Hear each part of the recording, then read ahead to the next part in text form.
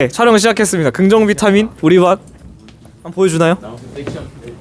오, 아, 뭐하게. 네, 네. 같이 그러면 듀오 같이 듀오해. 아, 지금 시간이 흘러가고 있습니다. 시간이 흘러가고 있어요. 나이스. 뭐야?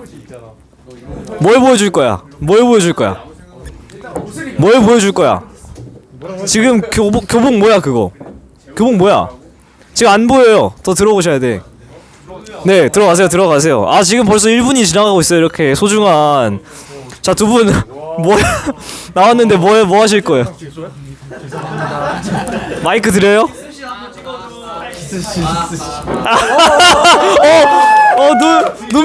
눈빛 뭐야?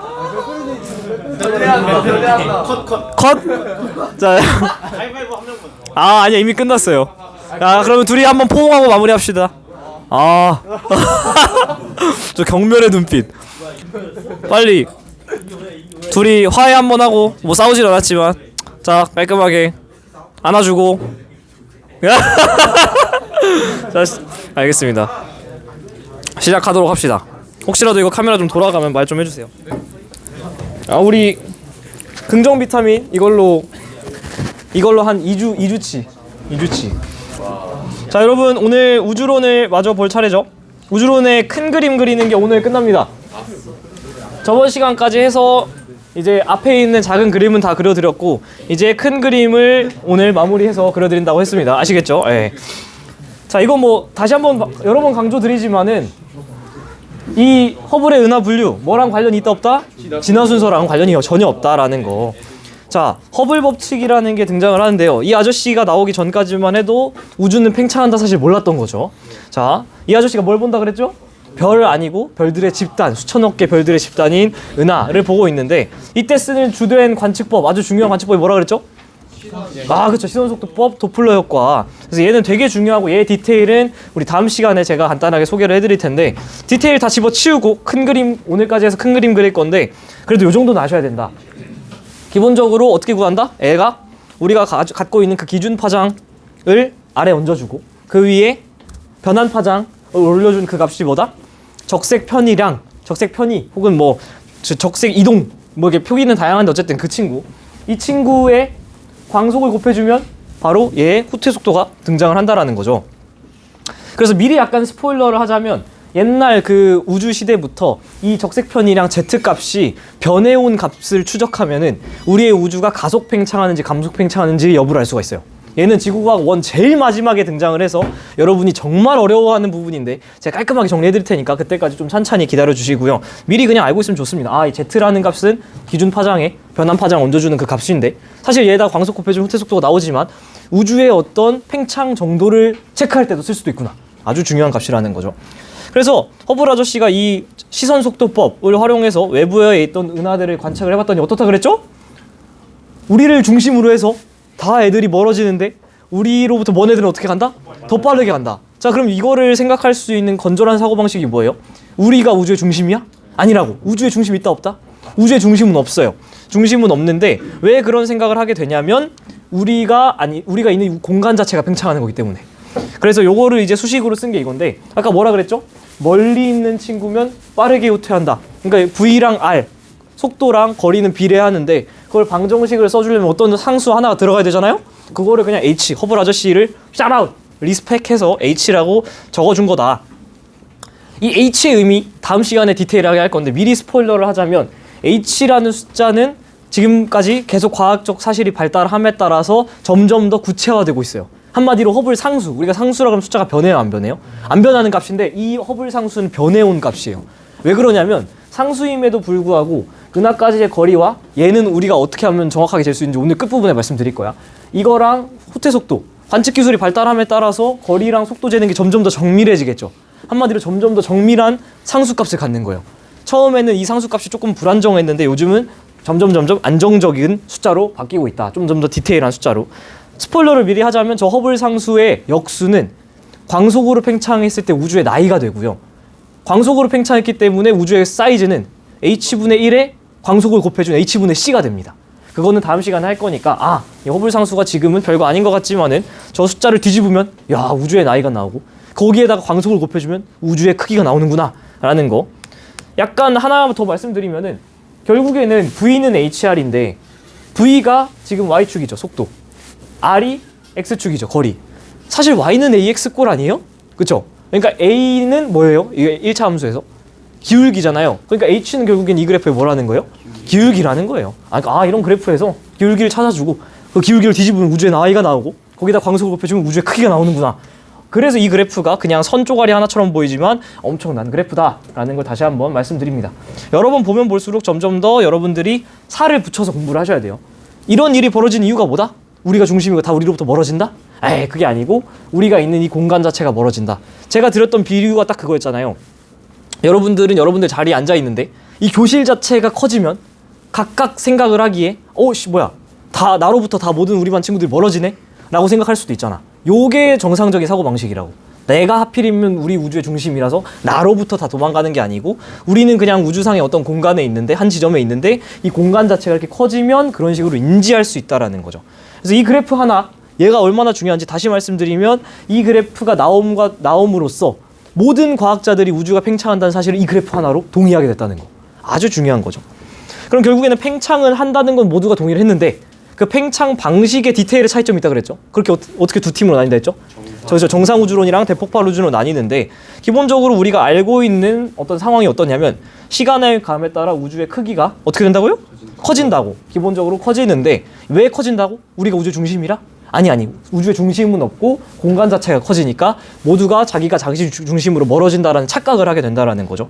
그럼 두 가지 질문이 자연스럽게 떠오르는데 우주의 크기가 계속해서 커질지 아니면 일정한 사이즈로 갈지 아니면 그냥 꼬라 박아가지고 다시 한 점으로 돌아갈지 라는 미래에 대한 질문을 할 수가 있고 시간을 다시 처음으로 돌리면은 얘가 점점 커지고 있다라는 건 시간을 돌려봐 그러면은 사실은 한 점에 있었다는 거잖아요. 한마디로 우주의 시작에 대한 질문을 또 하게 된다라는 거죠.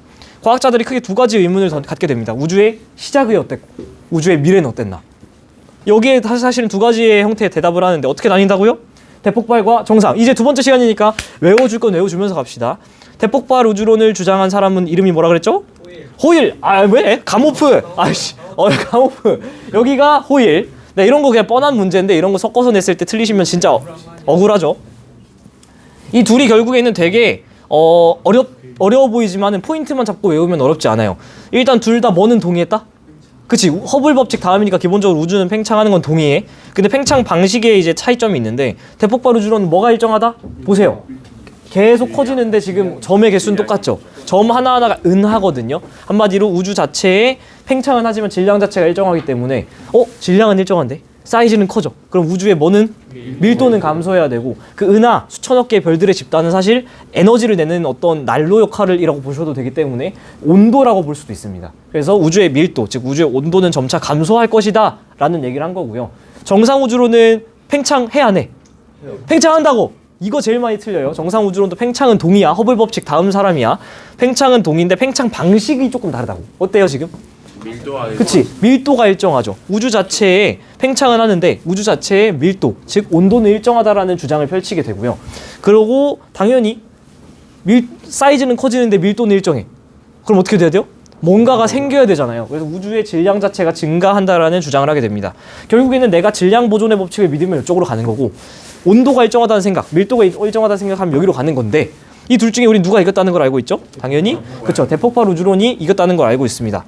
시간이 감에 따라서 질량은 일정한데 공간이 커지니까 밀도가 줄어서 온도가 떨어진다는 주장은 얘를 증명해 주려면 다시 시간을 돌려서 옛날엔 우주가 어땠다는 거죠? 한 점으로 갔을 땐 밀도가 훨씬 컸다. 즉 온도가 굉장히 높았다라는 거잖아요. 그러니까 우리가 관측 기술을 통해서 옛날에 온도가 높았고 걔가 팽창함에 따라서 온도가 떨어졌다라는 것만 증명해낼 수 있으면 무조건 왼쪽이 이기는 거 아니야? 왜? 온도의 변화를 증명해내는 순간 온도 일정이라는 건 완전 반박이 되잖아요. 한 번에. 그래서 사실은 가모프랑 그의 조수 엘퍼라는 사람이 이제 외우세요. 이분들도 천천히. 이 두 분이 이제 수학적인 계산, 과학적인 계산을 통해 두 개가 있어야만 한다라는 얘기를 해줍니다. 첫 번째가 뭐죠? 그 유명한 우주 배경 복사. 옛날에는 온도가 어땠다? 지금보다? 높았다. 조금 사이즈가 작았으니까. 그 온도가 높을 때 방출됐던 에너지가 온 우주에 그 흔적이 남아있어야 돼. 이게 우주 배경 복사고요. 두 번째가 계속 제가 강조했던 뭐? 수소랑 헬륨의 질량비가 3대 1로 등장한다라는 거. 개수비 아니고요. 질량비예요. 질량비가 3대 1로 들어간다라는 걸 예측을 한 거예요. 그 당시에 이걸 관측할 수 있는 기술은 없었지만 예측을 해놨는데 어머 시간이 지나니까 뭐가 보였죠? 우주 배경 복사가 딱 보입니다. 누가 발견하죠? 아 전혀 상관없는 정말 뜬금없는 사람들이 갑자기 발견합니다. 벨 연구소에서 있는 펜지어스랑 윌슨이라는 사람이 갑자기 개뜬금포로 발견을 하게 되는데 이게 결국에는 뭐라 그랬죠? 우주 배경 복사였던 거죠. 계속해서 나오는 잡음.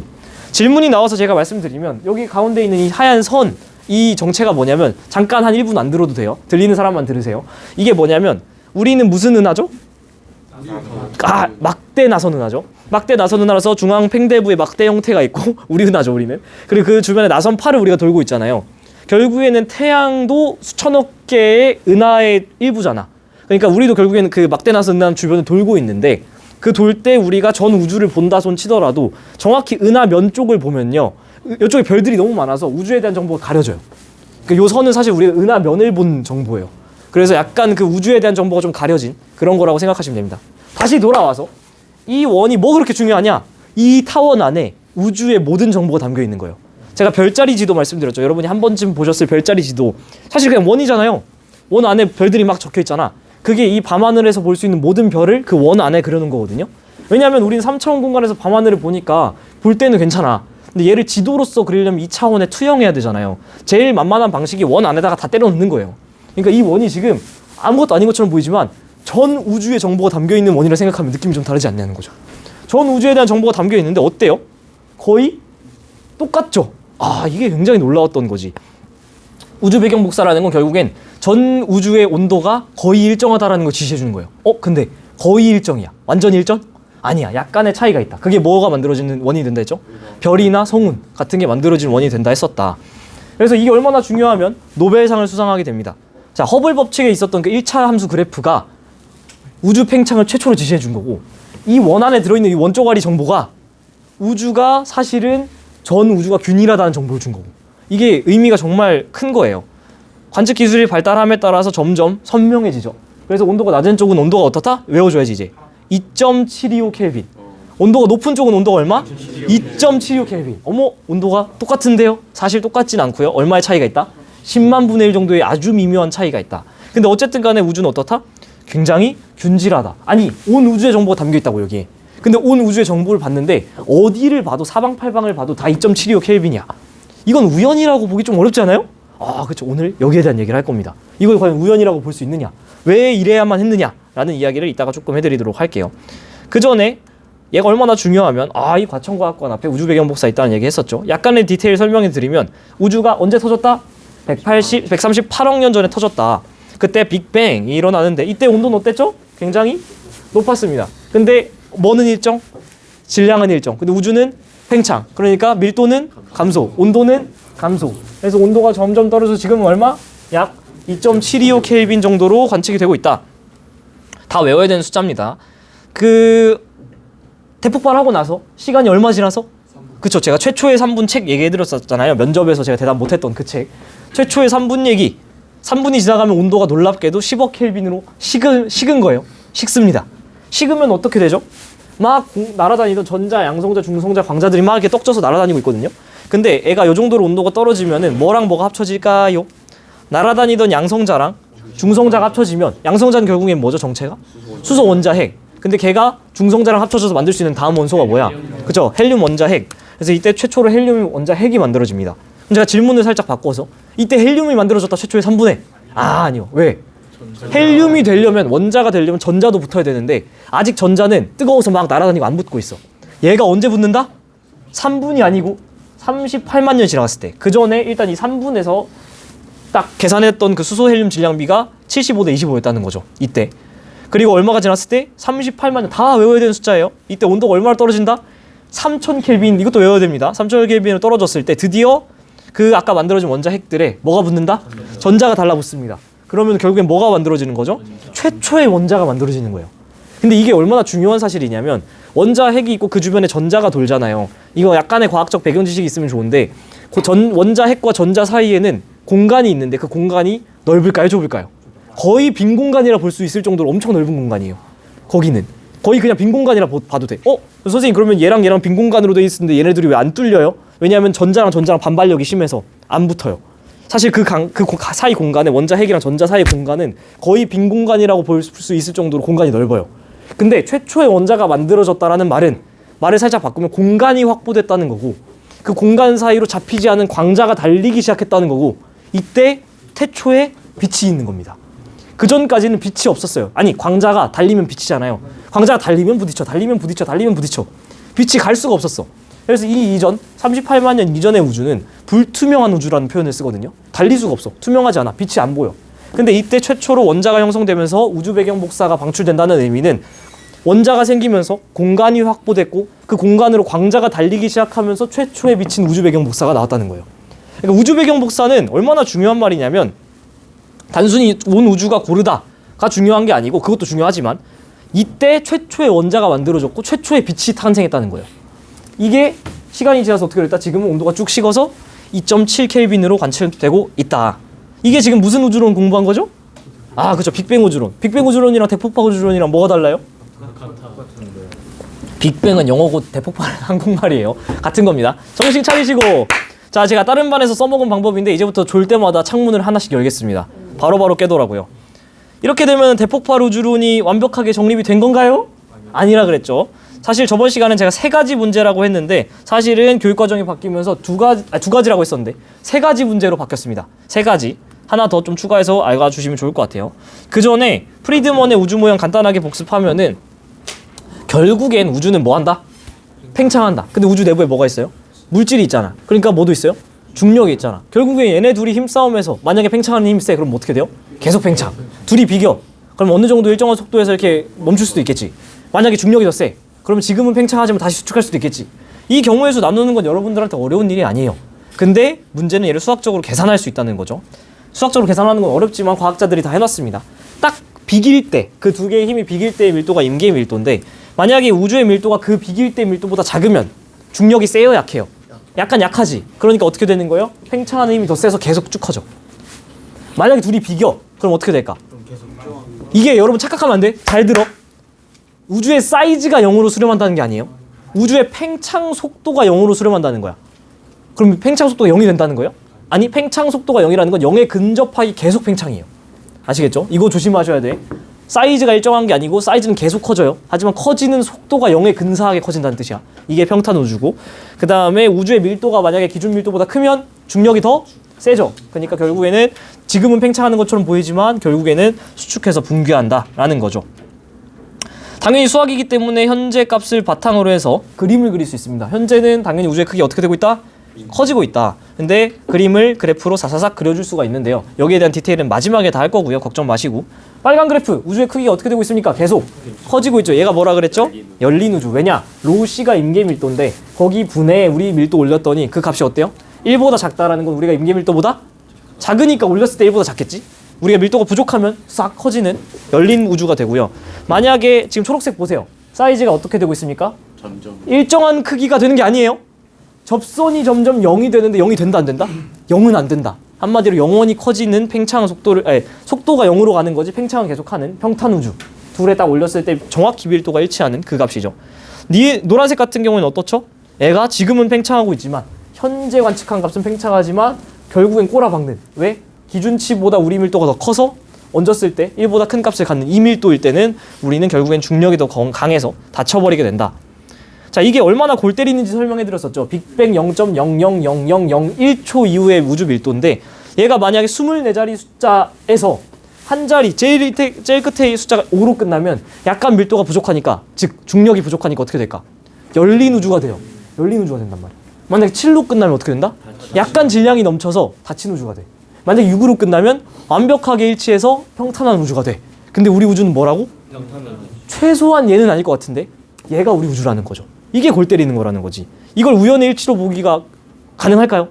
아니라는 거지. 지금 대폭발 우주론이 설명 못하는 게 벌써 2가지나 나왔어요. 첫 번째, 우주 배경 복사가 전 우주가 2.7로 똑같은 거. 이거 우연이라 보기에는 조금 무리가 있다. 억바다, 억바. 야, 24자리 숫자가 똑같은 거? 이것도 억바 아니에요? 그죠? 아, 이거 2개가 다 억바라는 거죠. 얘를 설명하기 위해서 항상 등장하는 모형이 있는데, 얘를 설명드리려면 제가 여러 번 강조드렸지만 어떤 상황을 이해하겠는데 얘가 상황을 이해하기 어려우면은 수학적, 과학적으로 어떻게 하면 되죠? 차원을 하나씩 낮추면 되죠. 물 1에서 뭐 배워요? 선운동 배우잖아. 물 2에서 뭐 배워요? 면운동 배우죠. 대학교 가면 뭐 배우죠? 3차원 공간운동 배우죠. 한마디로 하나씩 차원이 올라가면 어려워져요. 그러면 우리가 높은 차원 이해하기 어려우면 차원을 낮춰서 생각하면 돼. 얘가 나오는 이유가 기본적으로 3차원 공간 설명이 어려워서 2차원 공간으로 설명을 하는 거예요. 내가 2차원 공간에서 계속해서 면을 그리는데 점점 같은 사이즈로 커지면 당연히 이렇게 평탄하나? 공간 자체가 3차원 공간 자체가 평평하다는 거예요. 뭐 당연한 말을 하는 거죠. 근데 내가 만약에 계속해서 똑같이 삼각형을 그려 나가는데 오히려 내가 그리는 것보다 더 벌어지게 그려진다라면 3차원 공간이 어떻게 돼 있다? 이런 식으로 말 안장 모양으로 휘어 있다면 나는 분명히 2차원 삼각형을 그리지만 삼각형이 점점 벌어지면서 그려질 수가 있겠죠? 이렇게 되면 삼각형 내각의 합이 이런 식으로 뾰족한 삼각형이 그려지기 때문에 180도보다 작은 그림이 그려집니다. 한 번 더, 만약에 우리가 삼각형을 계속 그려 나가는데 내 의지랑 관계없이 점점 작은 삼각형이 그려진다라는 건 내가 잘못 그리는 게 아니고 공간 자체가 3차원 공간이 닫혀 있으면, 구체로 닫혀 있으면 이게 점점 작게 그려질 거잖아요. 그러니까 사실은 삼각형 내각을 여기서 그렸을 때 내가 그린 삼각형이 180도보다 크게 그려진다면 얘는 이 공간이 닫혀 있구나를 알 수 있다라는 거죠. 이거는 사실은 어떤 작업을 하는 거냐면 결국에는 2차원 삼각형을 그림으로써 3차원 공간이 어떻게 생겼는지를 유추하는 거거든요. 잘 봐요. 이게 왜 나오냐면 2차원에서 삼각형을 그리면 지금 뒤에 그림이 나와 있는 것처럼 한 차원 높은 3차원 공간을 이해하는 데 도움을 줘요. 근데 우리는 지금 어디에 살고 있죠? 3차원에서 살잖아. 그럼 3차원에서 어떤 관측을 한다라면 당연히 우리가 얻게 되는 정보는 4차원 자료겠지. 4차원 공간 구조겠지. 그러니까 지금 이 그림은 3차원상 열린 구조, 3차원상 평탄 우주, 3차원상 닫힌 우주예요. 근데 여러분이 쭉 공부하고 나서 얘가 지원 뒤쪽에 다시 나올 텐데 3차원상 열린 닫힌 평탄을 보는 게 아니고 우리는 지금 어디 살고 있죠? 3차원에 살고 있으니까 실제로는 4차원상 열린 구조, 닫힌 구조, 평탄 구조를 얘기할 거거든요. 그게 상상이 될까 안 될까? 안 된다고. 당연히 안 되는 거예요. 그러니까 무슨 질문이 나오는 걸 제가 방어하는 거냐면 뒤쪽까지 가시면 선생님 저 진짜 공부 열심히 해서 다 따라왔는데요. 도저히 4차원 평탄 구조가 상상이 안 되는데요. 나도 안 돼요. 안 되는 게 정상이라고. 그 질문을 하지 마시라는 거예요. 아시겠죠? 그냥 받아들이면 되고 이래서 수학과 과학이 중요한 겁니다. 계산을 통해서 우리가 알아낸다라는 거죠. 그래서 실제로 여기까지는 복습만 한 거죠. 오늘부터 할 거는 이 대폭발 우주론의 3가지 문제점을 읊어드리면서 마무리하도록 하겠습니다.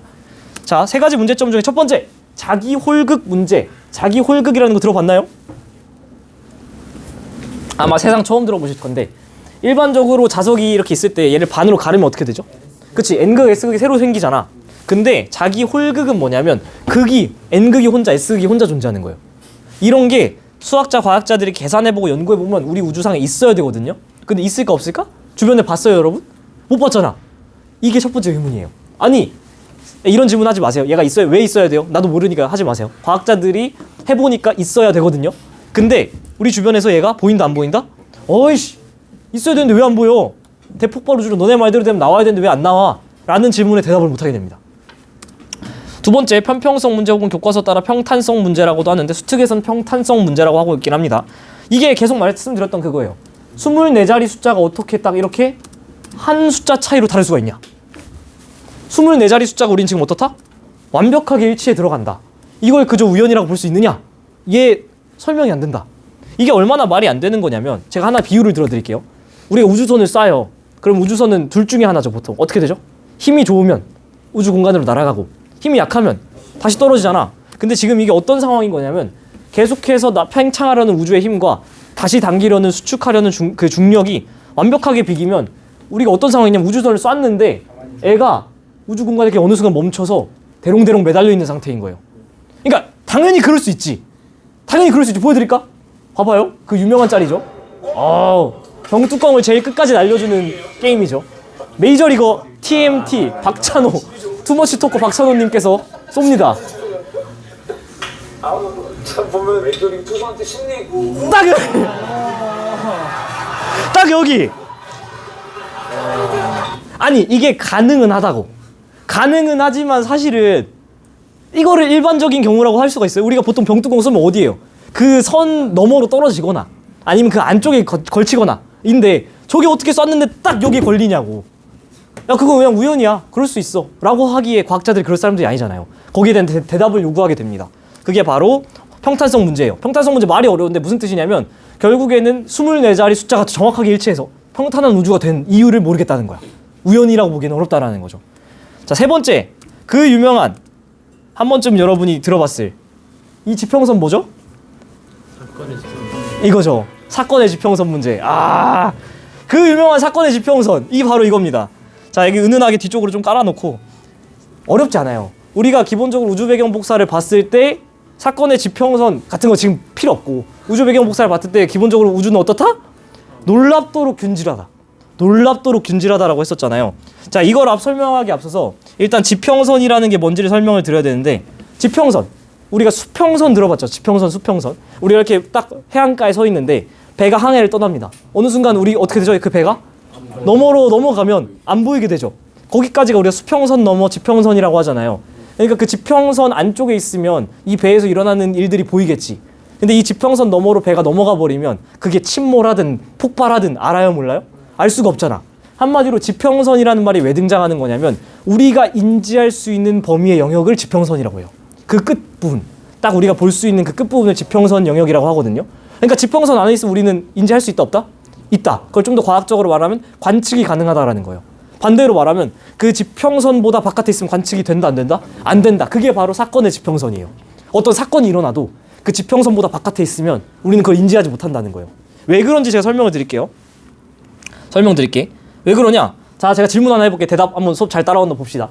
이게 우주 배경 복사 지도잖아요. 여기 가운데에 지구가 있습니다. 그 이유는 지구가 우주의 중심이기 때문이죠. 아니야. 그럼 여기 지구가 왜 있을까? 그치, 아니 지구를 중심으로 관측을 한 거니까 우리를 중심에 둬야겠지. 우리가 받은 관측 자료니까 우리로부터 특정 거리에 떨어진 자료를 보는 거잖아요. 이 자료를 볼 수 있는 최대 범위는 어느 정도일까요? 138억 광년이겠죠. 왜 그러냐? 잘 생각을 해보세요. 우리가 받을 수 있는 정보, 우리가 정보라는 게 말이 어려운데 우리가 컴퓨터 시간도 아니고 정보는 결국엔 뭐냐면 우리가 빛을 본다예요. 제가 여러 번 강조했죠. 뭔가를 본다라는 거. 우리가 뭔가를 본다라는 거는 정보를 얻었다라는 거지. 여기 불 켜졌네. 저기 별 있네. 이게 본다라는 거잖아. 이게 어떤 정보를 관측했다는 거잖아요. 정보를 얻었다는 거잖아요. 우리가 뭔가를 보려면 빛이 광속으로 돌진해서 우리 눈에 와야죠. 그때 우리가 비로소 봤다라고 하잖아. 딜레이가 있는데 그 딜레이를 극복하고 우리 눈에 왔을 때. 그럼 우리가 인지할 수 있는 최고 딜레이는 뭐예요? 우주 탄생 즉시에 만약에 빛이 출발했다 쳐봐. 걔가 이제서 우리한테 왔으면 138억 광년 떨어져 있겠죠. 이해돼요? 그게 우리가 볼 수 있는 최대 범위겠지. 그게 사건의 지평선이에요. 우리를 기준으로 했을 때 138억 광년짜리 구체 안에 있으면 우리는 인지할 수 있어요. 그 내부는 우리가 사건을 인지할 수 있어. 그럼 양말로 138억 광년이 아니고 140광년에 있다 쳐보잖아요. 이거 너무 근데 오차가 너무 작다. 한마디로 500광년에 있다고 쳐봐. 그러면 500광년에 출발한 빛은 아직도 오려면 한 350광년 더 와야 되잖아. 우리가 걔를 보려면 350년의 시간이 더 필요해. 아직 못 본다는 거죠. 인지하지 못한다는 거죠. 우리 사건의 지평선 넘어와 있기 때문에. 이해되시죠? 그러니까 우리가 인지할 수 있는 영역의 최대 바운더리가 사건의 지평선인데 걔는 우리를 기준으로 138억 광년짜리 구체라고 볼 수도 있는 거고 그 구를 3차원이라는 구를 2차원에 투영시킨 게 얘라니까. 아시겠죠? 똑같은 상황인 거죠. 별자리도 3차원을 결국 2차원에 투영한 거고 얘도 3차원짜리 공간. 좀 더 엄밀히 말하면 이 경계는 우리로부터 138억 광년 떨어져 있는 그 경계인 거예요. 잘 봐. 지평선 문제가 무슨 뜻인지. 일단 큰 틀은 뭐라고요? 애가 너무 균질하게 관측되는 게 이상하다. 이거예요. 얼마나 이상한 거냐면 봐봐요. 양쪽 끝지점, 우주의 양쪽 끝지점을 A, B 지점을 잡을게요. 그냥 아무데나 여러분 보고 싶은데 봐. 거기를 A. 거기랑 정반대로 뒤돌아서 보면 B. 그럼 양쪽 끝, 우주 끝이 나오죠. 저 내가 바라본 방향의 우주의 온도는 몇 도? 당연히 2.725 켈빈. 정반대의 온도가 몇 도? 여기도 2.725 켈빈. 그걸 제외하고 다른 끝에 있는 모든 138억 광년짜리 그 경계선에 있는 애들 다 온도 몇 도? 2.725 켈빈. 이거 골 때린다는 거예요. 왜냐면 봐봐요. A가 그때 발사된 빛이 도달하려면 138억 광년 달려와야 돼. 그래서 이제서야 우리한테 왔거든. 근데 정반대에 있는 저 뒤통수에서 달려오는 애도 당연히 제일 먼 거리에서 달려오니까 138억 광년 달려와서 이제 우리한테 온 거야. 근데 A의 정보가 이제 지구에 왔고 B의 정보가 이제서야 지구가 왔는데 만약에 A가 갖고 있는 정보가 우리를 거쳐서 B까지 가려면 어때야 돼요? 이거 오탑니다. 138억 년 더 가야 되죠. 우주의 나이에 곱하기 2가 돼야 돼. 한 번 더 필요해. B도 A까지 가려면 한 번 더 138억 광년이 필요하겠지. 그치? 근데 이 말은 둘이 서로 짜고 칠 수가 없다라는 거예요. 극단적인 거리에 있기 때문에 물리적으로 부족해요. 얘네들이 서로 대화를 할 수 있는 게. 한마디로 A가 B의 빛을 보려면 지금까지 시간 곱하기 2가 필요하고 B가 A의 시간을 보려면 지금까지 시간에 곱하기 2가 필요해. 불가능하다고. 좀 깨워주시고. 근데 지금 포인트는 뭐라 그랬죠? A, B의 온도가 놀라울 정도로 같다라는 거. 이 말은 둘이 짜고 쳤다는 거. 놀라울 정도로 우주가 균질했다는 거예요. 이상하다라는 거지. 이게 왜 이상한지, 이게 처음으로 제가 이걸 일단 말씀드리면, 일단 제가 이걸 처음 배울 때 느꼈던 감정은 뭐냐면, 쌤은 계속 이상하다 그러는데 일단 이게 왜 이상한지 인지가 안 돼요. 이게 왜 이상한 거냐면 봐봐요. 제가 최대한 설명을 해드릴게. 만약에 B라는 곳에 있는 사람이 여기에 어떤 외계 행성이 있다 쳐봅시다. 얘가 그럼 사건의 지평선을 갖고 있다면 얘를 기준으로 해서 138억 광년짜리 구체가 또 그려지겠죠. 인정하시죠? 그러면은 지금 B 행성에 사는 입장에서 봤을 때 A 행성은 어때요? 사건이 지평선 바깥에 있죠. 나랑 쟤랑 대화가 돼, 안 돼? 안 되지. 근데 쟤랑 나랑 온도가 똑같다니까? 이상한 거 아니에요? 말이 안 된다고. 말이 안 돼. 전혀 안 돼. 이게 지금 말이 안 돼요. 그냥 이게 말이 안 되는 상황인 거야. 한마디로 야 너네 어떻게 우주의 온도가 다 2.7로 동일한 거 설명할 수 있어? 라는 질문에 대한 대답을 못 한다라는 거죠. 근데 이 세 가지의 질문에 대한 대답이 심플하게 우주가 처음에 겁나 작았고 순식간에 겁나 커졌으면 설명이 됩니다. 왜 그런지 보여드릴게. 그게 바로 급팽창. 아까 빅뱅이었잖아요. 걔는 대폭발이고 급팽창은 영어로 인플레이션이라 그래요. 여러분 화폐 가치가 급격하게 하락하는 걸 인플레이션이라 그러죠. 왜? 화폐를 겁나 찍어내면은 화폐의 유통량이 급팽창하면 화폐 가치가 떨어진단 말이죠. 그 인플레이션 이론이라고 하는 급팽창 우주론이 등장하게 됩니다. 자기 월급 문제가 아까 뭐였죠? 있어야 되는데 안 보이지. 왜 그러냐? 엄청 커서 엄청 커서 안 보이는 거다라고 설명을 합니다. 제가 비유를 들어드릴게요. 제가 이 교실에 야구공 3개를 뿌려놔. 그리고서 찾아보세요. 24시간 줄 테니까 찾을 수 있을까 없을까? 아예 충분히 찾지. 근데 야구공 3개를 뿌렸어. 근데 지구에 뿌렸어. 24시간 줄게. 찾아봐. 찾을 수 있어요 없어요? 찾기가 어렵다는 거죠. 한마디로 우리는 교실 정도 사이즈의 우주인 줄 알았는데 그게 지구만한 사이즈였던 거예요. 사실은 겁나 빠르게 커져서 급팽창해서. 그러면 사실은 안 보일 수도 있는 거 아니야? 라는 설명을 하게 되는 게 자기 월급 문제를 해결하는 급팽창 우주론의 이론입니다. 그죠? 약간은 그런 느낌이긴 한데 구스라는 분이 이제 설명을 하게 되는 거죠. 편평성 문제는 뭐였죠? 아까 24자리 숫자가 똑같았다. 그래서 편평한 우주가 됐었잖아요. 얘도 엄청 큰 우주가 딱 있으면 설명이 됩니다. 왜냐하면 자 봐봐요.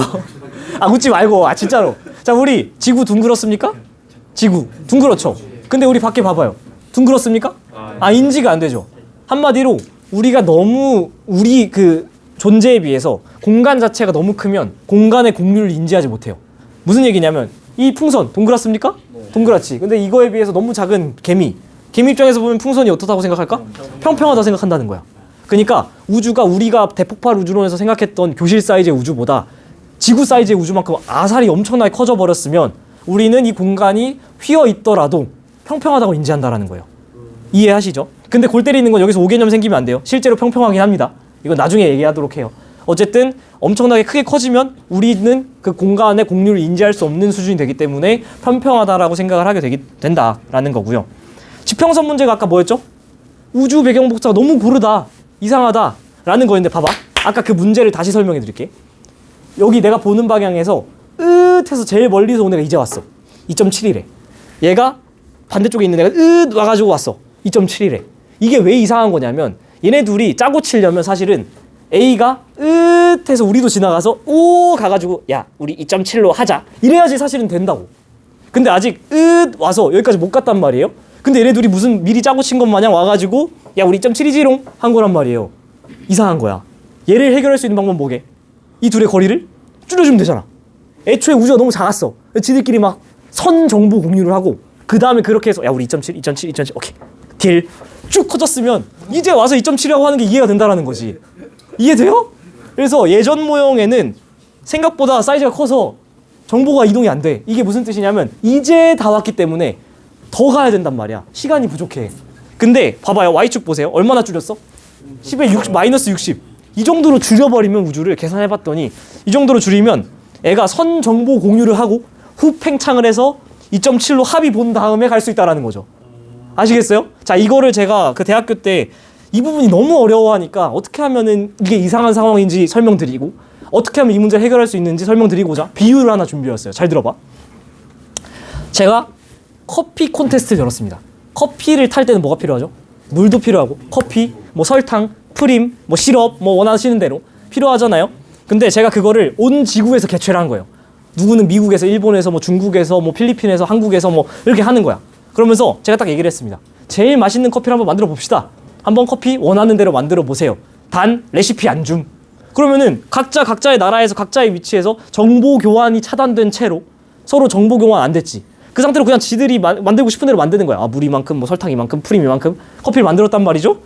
이게 얼마나 이상한 상황이냐면 지금 그런 식으로 정보 교환이 불가능한 상태를 세팅해놓고 커피가 다 만들어진 다음에 제가 이제 주최자니까 커피를 다 모아요. 싹. 그래서 전 세계에서 만든 커피의 성분 분석을 했는데 10만 분의 1 오차만 있고 다 똑같아. 말이 안 되는 거 아니에요? 말이 안 되는 거야. 이거는 이걸 우연의 일치라고 보기엔 말이 안 된다라는 거죠. 이게 대폭발 우주를 설명 못하는 거야. 이게 뭐냐면 우주 배경 복사가 균질하게 들어온다는 얘기예요. 모든 곳에서 잰 커피 농도가 똑같다? 모든 곳에서 잰 우주 배경 복사가 똑같다는 거야. 근데 얘를 해결할 수 있는 유일한 방법이 하나 있습니다.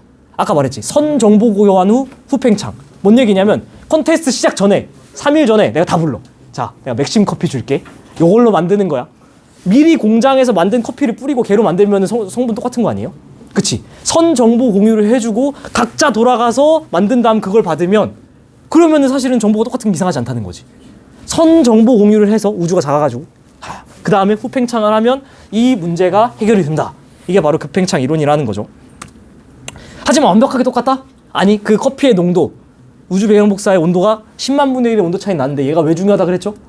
이게 있었기 때문에 어딘가는 조금 더 온도가 낮았고 어딘가는 조금 더 밀도가 컸기 때문에 거길 중심으로 모든 게 뭉칠 수 있었고 별이랑 은하가 생겨서 결국에 우리가 태어날 수 있었다. 그래서 여러 번 강조해드렸지만 이 역설법이 여러분이 귀에 들어와야 돼요. 균질함 속에 비균질함이 있었기 때문에 우리가 태어날 수 있었다는 거예요. 균질함 속에 비균질함. 이 역설법이 머릿속에 다가와야 돼. 균질하다는 건 뭐죠? 우주 배경복사 우주 어디를 찍어도 2.7 켈빈이야. 근데 완전히 똑같다? 그렇진 않다. 그 비균질함이 살짝 있다. 이게 끝인 것 같지만, 이게 끝인 줄 알았지만 사실은 우주는 최근에 분석을 해봤더니 그냥 커지는 게 아니라 가속 팽창하고 있습니다. 우리 예상했던 것보다 더 빠르게 팽창하고 있는데 걔를 어떻게 알게 되냐면 이 원A 초신성이라는 친구 덕분에 알게 됩니다. 얘 그 앞에서 광도계급 1A, 1B 걔랑 다른 거예요. 제가 잠깐 잘못 가르쳐 드렸었는데 이건 그냥 표기법이 똑같은 거지 광도계급의 1A 밝은 초고성 그거 아니에요. 예. 얘는 원래 정체가 뭐냐면 밝은 초고성이 아니고 오히려 7번 백색외성이에요. 제가 여러 번 말씀드렸는데 원래 우리 태양계 같은 경우는 중심에 별 하나, 행성 돌죠. 근데 외부에 나가면은 단일 항성계는 별로 없어요. 오히려 별 2개, 쌍성계, 별 3개, 삼중성계 이런 게 훨씬 많아. 오케이? 그러니까 그 쌍성계 중에 혹은 삼중성계 중에 하나가 백색 외성으로 이미 뒤졌어. 근데 얘는 어때요? 밀도가 굉장히 크죠? 중력이 굉장히 크죠? 그 옆에 약간 불안정한 좀 예를 들면 거성이나 초거성 있으면은 외부 물질이 불안정하니까 날려보내잖아요. 걔를 애가 먹을 수 있겠지. 그러면서 그 원래는 초신성 폭발을 못해. 못하잖아요. 질량이 부족하니까 이 질량을 얻어먹어서 초신성 폭발을 할 수가 있어요. 이게 약 1.44 태양 질량에서 터지거든요. 찬드라세카 한계 질량이라고 하는데 당연히 몰라도 되고요. 그 질량에서 터지게 되는데 재밌는 건 제가 방금 말씀드린 것처럼 일정한 질량에서 터져요. 이게 무슨 뜻이냐면 일정한 광도에서 터진다는 거고 이게 무슨 말이냐면 일정한 절대 등급에서 터진다는 거예요. 이게 뭐가 중요한 말이냐. 얘를 우리가 관측만 해내서 겉보기 등급만 알아내면 겉절이 공식 기억나요? 겉보기 등급이랑 절대 등급 빼면 거리를 알아낼 수 있는 공식이 있다 그래서 자세한 건 몰라도 돼. 근데 이건 여러분 G2만 배워도 할 수 있어요. 겉보기 등급과 절대 등급 주면 거리 바로 나오거든요. 내가 저 천체까지에 대한 거리의 명확한 정보를 알아낼 수 있게 됩니다. 그래서 이 친구의 별명이 우주의 등대예요. 우주의 등대. 딱 거리까지 바로 알아낼 수 있으니까. 뭔 얘기냐면 내가 딱 보잖아? 원의 초신성이잖아? 조금 있으면 터질 거거든? 뻥 터지는 순간에 절대 등급만, 겉보기 등급만 재면 걔 절대 등급은 알고 있거든? 그러니까 딱딱 빼주면 거리가 바로 나와. 그러니까 우리 멀리 있는 우주에까지의 어떤 거리를 명확하게 알게 되고 그러니까 멀리 있는 우주에 대한 연구가 확실하게 되기 시작하면서 뽑아낸 그래프가 있습니다. 이 그래프에 대한 설명은 지원 제일 마지막 수업 시간 때 할 거예요. 이게 킬러 문제고요. 이거 해석이 전혀 안 되는 사람 때문에 우주론 문제를 그냥 하나씩 버리는 사람이 많습니다.만 제가 최대한 마지막에 설명 잘 해드릴게요. 포인트는 적색 이동 보여요? Z? 이게 아까 제가 말씀드렸던 그거. 그치? 기준 파장에 변환 파장 올려줬을 때 나오는 그 적색 이동 값인데 이 적색 이동 값이 과거부터 현재까지 어떻게 변했는지 조사해보면 애가 가속 팽창하고 있다는 걸 지시해주는 그래프예요. 얘가 뭔지는 나중에 설명해드릴게요. 그리고 제가 앞에서 말씀드렸죠. 허블 상수는 영원한 일정한 상수다? 아니, 걔가 왜 계속 변하고 있냐면 이렇게 정확한 거리를 알아낼 수 있는 방법들이 계속 등장을 하고 있기 때문이죠. 그러면 봐봐요. 가속 팽창이라는 건 우리 예상보다 빠르게 느리게 빠르게 팽창한다는 거잖아요. 왜 그럴까? 뭔가 우주에 밀어내는 물질이 있다는 거 아니에요? 밀어내는 에너지가 있다는 거 아니에요? 그게 바로 암흑 에너지예요. 근데 왜 다크 에너지라고 했냐? 뭔지 몰라. 그러니까 지금 이 관측 결과를 보면은 가속 팽창해야 해. 한단 말이야. 그러니까 뭔가 밀어내는 힘이 에너지가 있어 없어? 있단 말이야. 근데 그게 뭔지 알아요? 몰라요. 여러분도 모르고 나도 모르고 과학자도 몰라요. 그러니까 아씨 뭔가 있긴 한데 이 그래프 보니까 뭔가 빠르게 팽창한 뭔가 있긴 한데 그게 뭔지 안다 모른다? 모른다. 그러니까 그냥 다크 에너지. 여러분 스타크래프트 해봤는지 모르겠는데 다크 템플러 안 보인단 말이에요? 모르니까 다크. 우리가 물질 세계에서는 항상 다크 암흑이라는 걸 써주죠. 여러분이 딱 헷갈리기 좋은 게 뭐냐면 헷갈리면 안 되는 게 암흑 물질이라는 걸 배울 거거든. 둘은 완전 달라요. 얘는 물질이니까 뭐가 작용할까? 중력이 작용해요. 그러니까 얘는 무슨 힘? 당기는 힘이에요. 얘는 에너지예요. 물질이 아니잖아? 중력 작용할까 안 할까? 안 해요. 얘는 무슨 힘이라고 그랬죠? 미는 힘. 얘는 중력 작용 안 하고, 중력하고 중력 작용 안 하고. 얘는 당기는 힘이고 얘는 미는 힘이고. 완전 반대예요. 그래서 여러분들이 암흑이라는 말이 들어갔으니까 헷갈릴 수 있는데 암흑이라는 말이 들어간 이유는 뭔지 몰라서 그래요. 야씨 뭔가 조벌나리 땡기는 물질이 있는 것 같은데 뭔지 모르겠어. 암흑 물질. 뭔지 모르겠는데 조벌나리 미는 힘이 있는데 암흑 에너지. 뭔지 몰라. 아시겠죠? 그래서 마지막 이것만 하고 끝내도록 하겠습니다. 우주론의 큰 흐름을 잡고 공부하시는 게 항상 중요한데요. 이 광활한 우주, 와 예쁘죠? 말머리 소원입니다. 말머리 소원. 원래 저쪽 뒤에 빛이 있는데 그 앞에 먼지가 하필이면 이 말머리통 모양으로 껴있는 거야. 그러니까 딱 빛이 가려져가지고 여기 이렇게 말머리 모양으로 있는 되게 유명한 말머리 소원인데 우리가 이 별, 우주 이런 걸 봤을 때 사실 우주가 뭐 어떤 식으로 움직이고 있는지 전혀 몰랐잖아요. 그때 누가 딱 등장을 했죠? 그치, 허블 아저씨가 등장해서 뭘 알려줬죠? 허블 법칙. 우주는 팽창한다. 그래야지 먼 은하가 우리로부터 빨리 도망가는 사실을 얘기할 수 있다라는 거를 이거 언제 떨어졌어요? 떨어졌네요. 네, 어쨌든 간에 설명할 수 있다라는 거죠. 이 다음에 이 팽창하는 건 모두가 동의를 했는데 팽창 방식에 의해 차이점이 있었죠. 뭐랑 뭐였죠? 대폭발이랑 정상이었어요. 대폭발 우주로는 뭐가 일정하다? 질량이 일정하다. 정상 우주로는 뭐가 일정하다? 밀도가 일정하다. 그래서 대폭발 우주로는 질량이 일정한데 팽창하니까 뭔 떨어져요? 온도는 떨어지지, 밀도는 떨어지지. 얘는 온도가 일정해야 되는데 둘 중에 뭐가 맞죠? 대폭발이 묻고 정상이 집니다. 왜 그렇습니까? 그치, 온도가 변한다는 법. 우주 배경 복사가 관측이 됐고 또 그거랑 같이 외워줘야 될 게 수소 헬륨 질량비가 3대 1이었다는 거. 그 결합 비율. 근데 이게 완벽했나요? 대폭발 우주론이? 아니, 세 가지가 부족했어. 뭐였죠? 자기 홀극이라는 게 있어야 되는데 관측이 안 돼. 그리고 두 번째, 24자리 숫자가 일치해. 그래서 편평한 우주가 되는데 너무 우연이라 보기 힘들어. 평탄성 문제. 사건의 지평선 너머에 있으면 상호작용을 하면 안 되는데 상호작용을 한 것 마냥 우주 배경 복사를 봤더니 너무 균질해. 이게 뭐? 지평선 문제. 근데 이 세 가지를 뭘 상정하면 될 수 있다고? 급팽창을 상정하면은 설명할 수 있다고. 에이, 너무 작았는데 아사리 커져버리면 이게 있긴 있는데 우리가 자기 홀극 안 보이는 거야. 해결. 이게 갑자기 커지잖아? 그럼 우리가 지금 지구가 둥근 거 인지하지 못하는 것처럼 우주가 사실 휘어있을 수도 있는데 휘어있다가 인지를 못해. 평탄성 문제 해결. 애초에 지금 상호작용이 너무 크니까 안 되거든? 근데 10의 마이너스 60승만큼 애들이 작았으면 그러면은 그때 선 정보 공유하고 후 팽창해서 정보가 지금 똑같은 게 납득이 돼. 세 가지 설명을 한다라는 거죠. 근데 최근에 뭘 관측해봤더니 원웨이 초신성을 봤더니 가속 팽창을 하고 있더라. 얘에 대한 디테일은 나중에 하겠다. 됐죠? 그래서 오늘 수업 여기까지. 자, 고생하셨고요. 다음 시간에 봅시다. 빠이빠이.